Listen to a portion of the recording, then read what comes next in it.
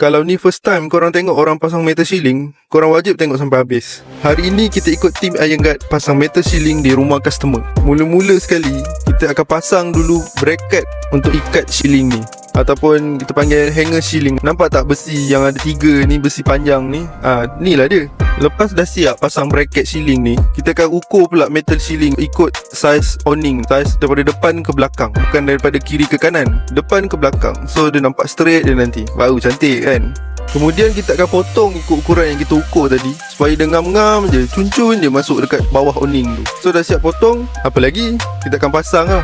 Pasang dia senang je, just clip je dekat hanger ceiling tu. So tak perlukan skru ke apa ke, dia memang kuat. Kita akan pasang satu persatu sampai penuh. And kalau owner nak pasang lampu, kita akan buat lubang untuk wire tu lalu dekat metal ceiling tu. Kalau ada tiang pun, kita akan ukur dan potong ikut tiang tu. So dia memang ngam-ngam je, cantik je, tutup semua dekat bawah awning tu. Proses ni ambil masa 1 hari je kalau tak ada halangan. Korang boleh terus nampak perubahan suasana bawah awning. Barulah kalau orang datang, "Ma, ai, cantik ni kau punya rumah ni."